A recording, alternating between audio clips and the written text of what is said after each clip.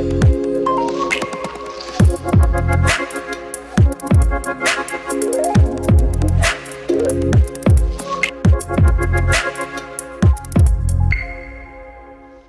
dear viewers and welcome back to the review program. This episode's topic of discussion will be climate change in Uzbekistan and the Aral Sea region's crisis.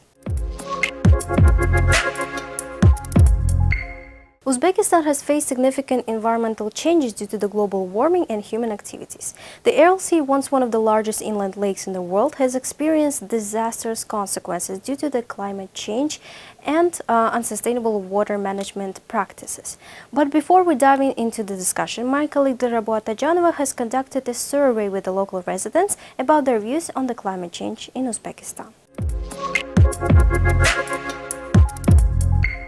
We are in the capital, in Tashkent, and we decided to survey local residents about the climate crisis and what do they do to prevent the climate crisis in Uzbekistan. And do they notice this? Yes, it's too hot outside. Not much trees to create a certain shadow. The dust is everywhere. There is not enough oxygen. I'm aware about the Aral Sea disaster, and I think that we need to take care of the nature if we want to save the humanity.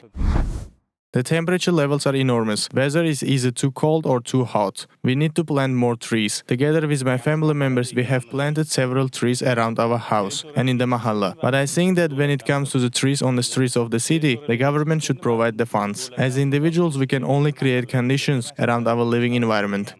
I noticed significant climatic shift in between the seasons. For example, there are problems with water. For the last 2 weeks, the authorities turned off water supply. They say that this is due to the technical work. However, in my opinion, the cause is the water shortage in the country. When it comes to the personal contribution, I always save the water resource and I always sort the trash on different categories. I didn't notice significant climatic shift. The climate in the capital is perfect. We usually have no problems with water supply, however last winter was terrible. The climate was extremely cold and there was no gas supply. In my view, the Aral Sea disaster is one of the impacts on these climatic shifts and there is no chance that we could save this region. I'm originally from Uzbekistan, but I don't live here for 32 years now. I haven't noticed any climatic changes. The climate is the same as it was 32 years ago. It's perfect. In regards to Aral Sea, unfortunately there is no chance to save this region. Overall, as we see, people are aware of the Aral Sea disaster and overall they are satisfied by the climate in Uzbekistan, but they mention about the dust storms and water shortages. That's it.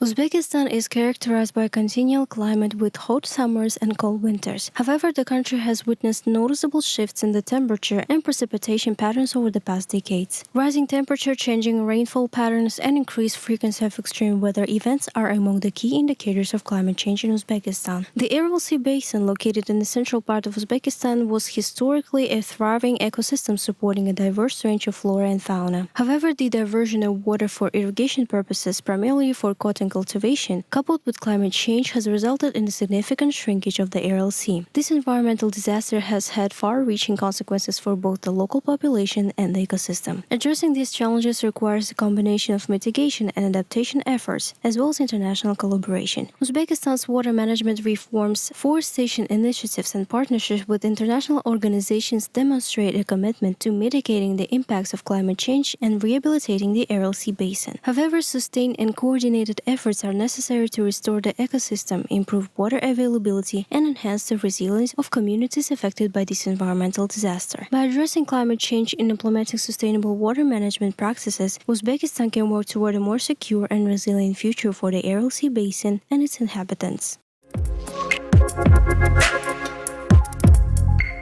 The climate change and the Aral Sea disaster crisis need to be addressed properly for people to understand where are we heading towards to. In this regard, we have invited a special guest, Ms. Rushan, to discuss this issue. Good evening, Ms. Rushan. It's very nice to see you in our studio today.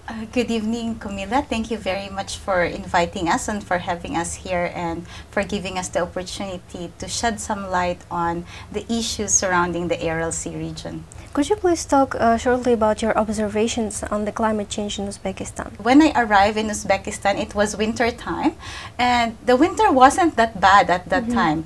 I would say that based on my previous experience living in North America, it's a little bit mild, the winter when I came here.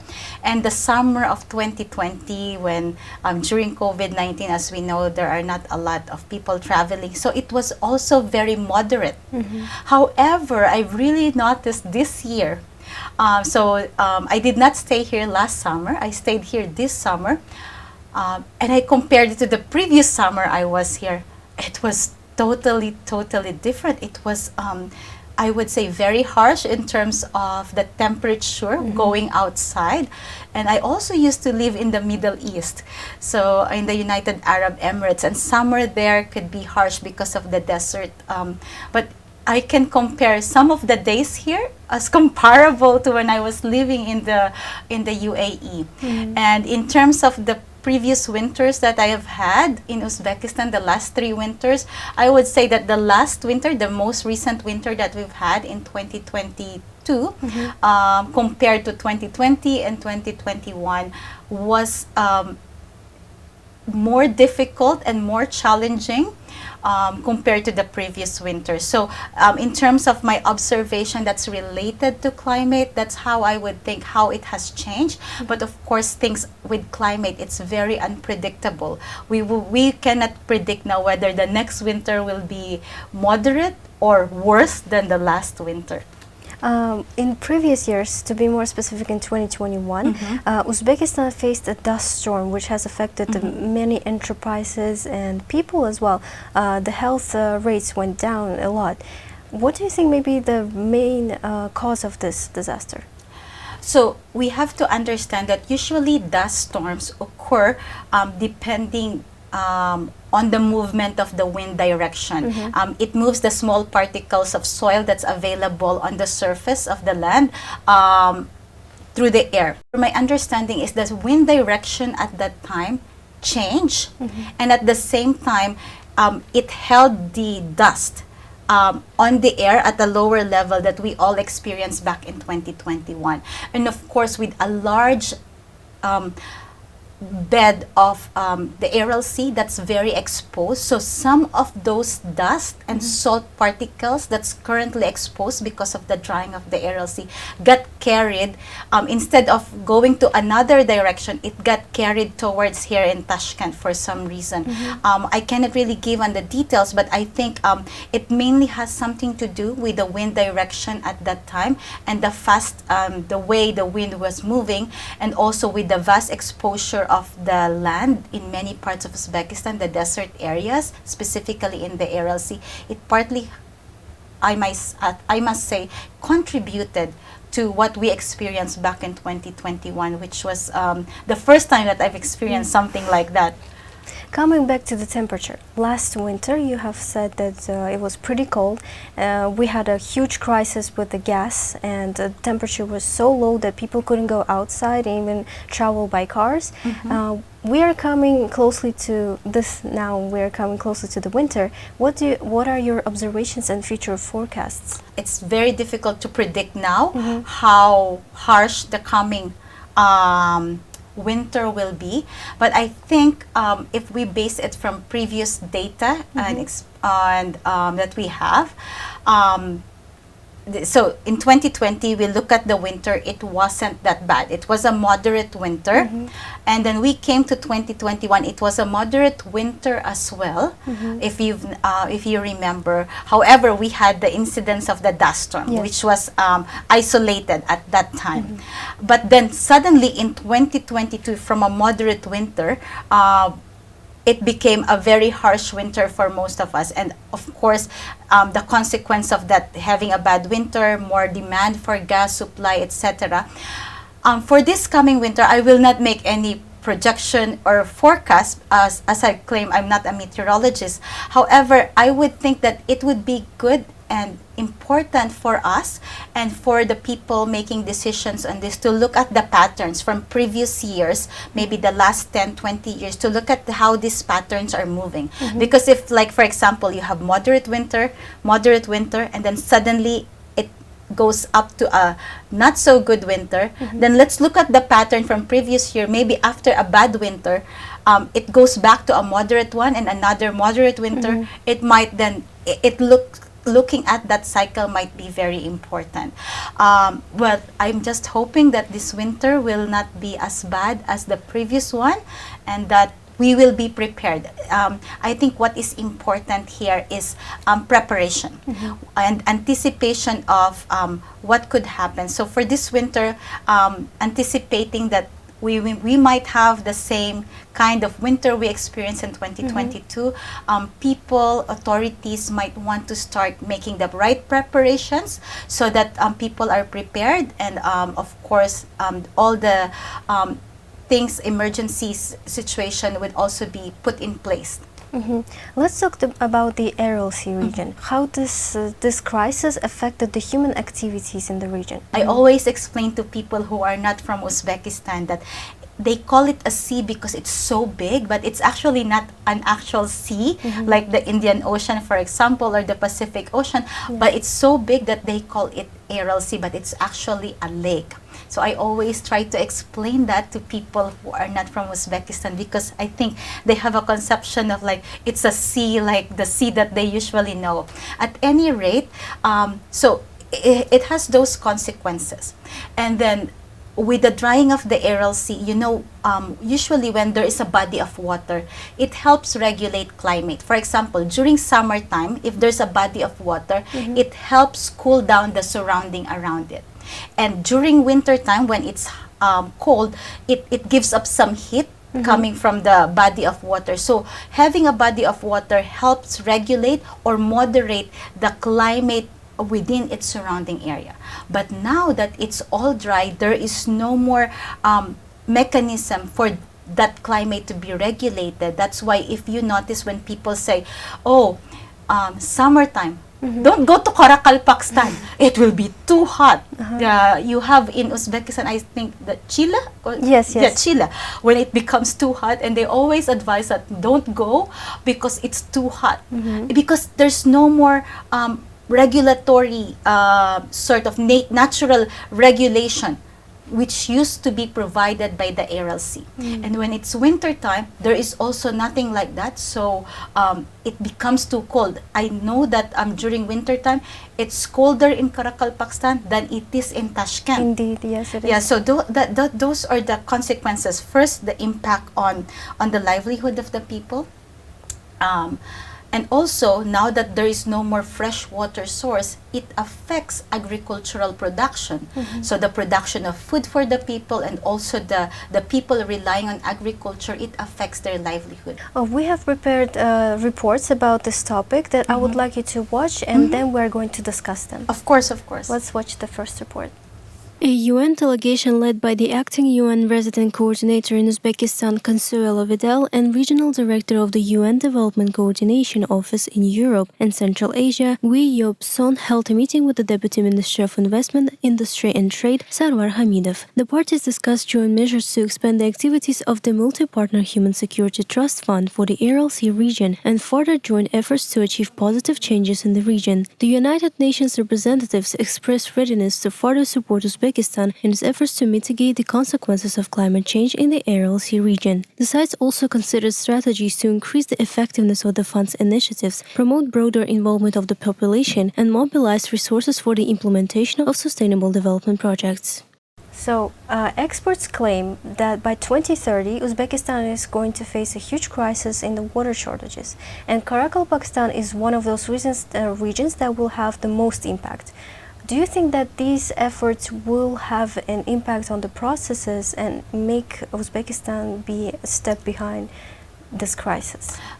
Thank you for showing that video and shedding light on the work on the Aral Sea Trust Fund, or currently known as the Multi-Partner Human Security Trust Fund for the Aral Sea region. I'm not sure whether all of the viewers know about this fund.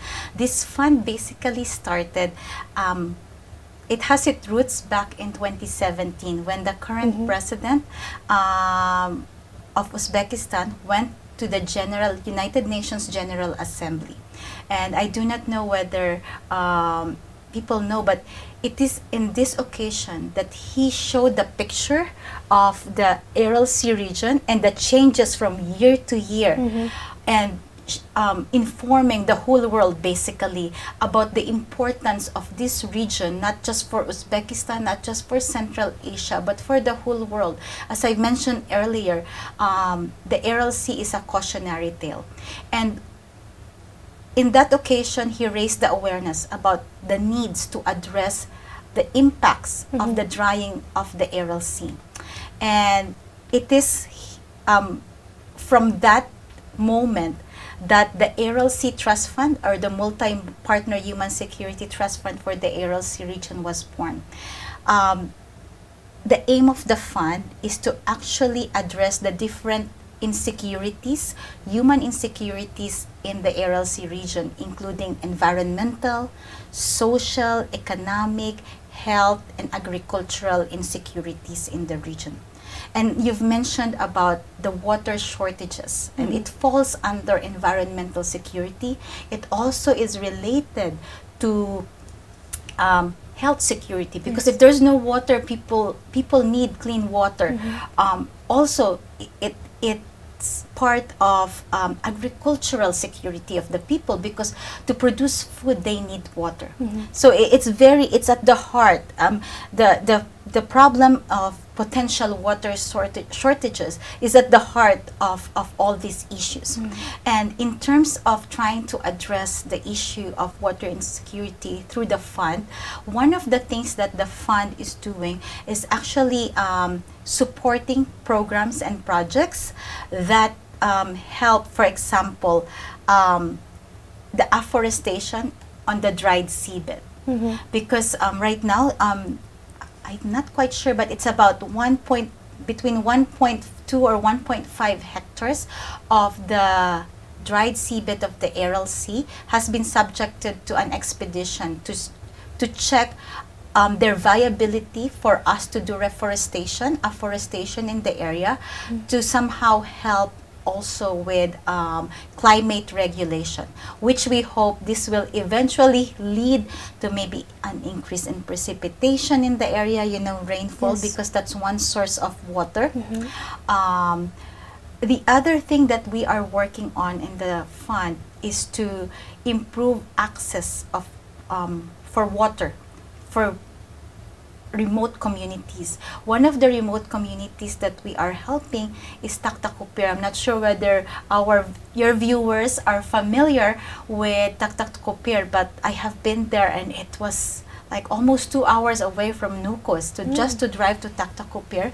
And the fund, through its projects, have provided water access direct from the well, or the artisan well that they initially have, to the different households before they have to go and pump manually to get water. Now they have pipes that go to their households, and we have also provided equipment to basically I do not know, salinize or clean the water before it goes to the household, to make sure that the water is potable and clean for the people. Let's see the next report. Sure.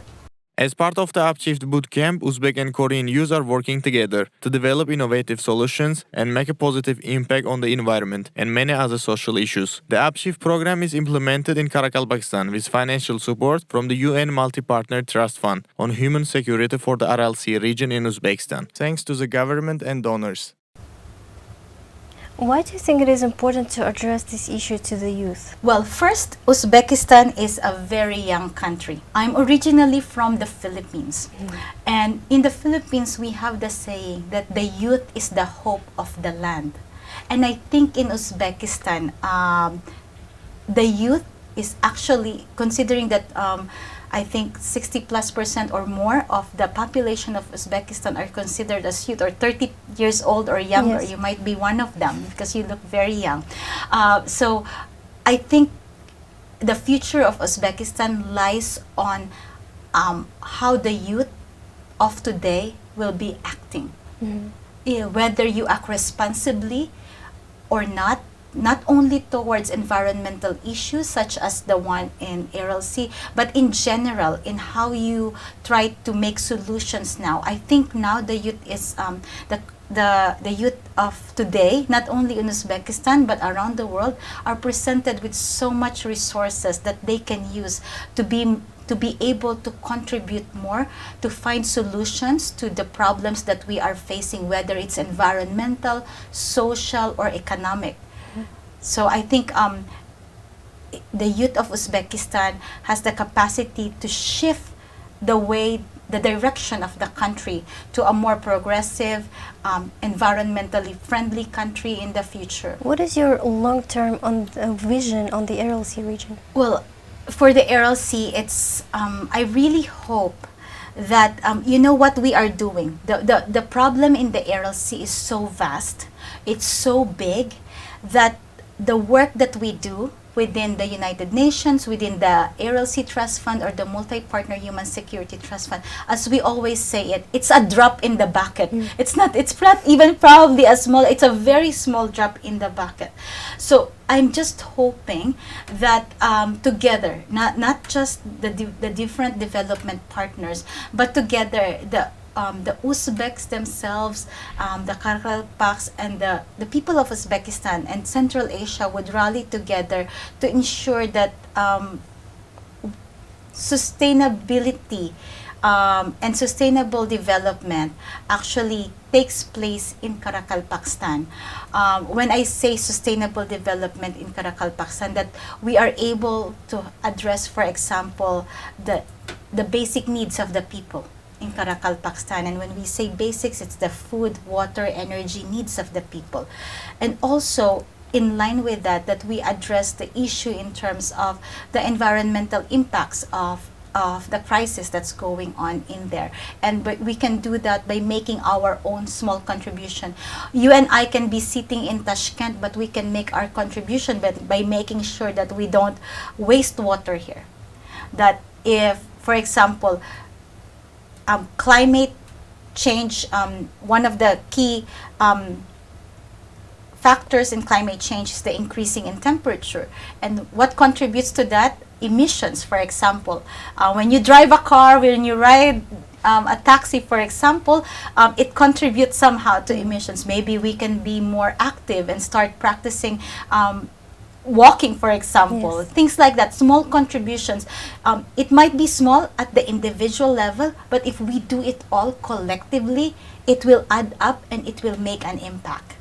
Thank you, Ms. Rushan. It was a very great pleasure to talk to you. And thank you so much as well for this opportunity. Thank you. Thank you, dear viewers, for watching this program, and see you in the next episodes.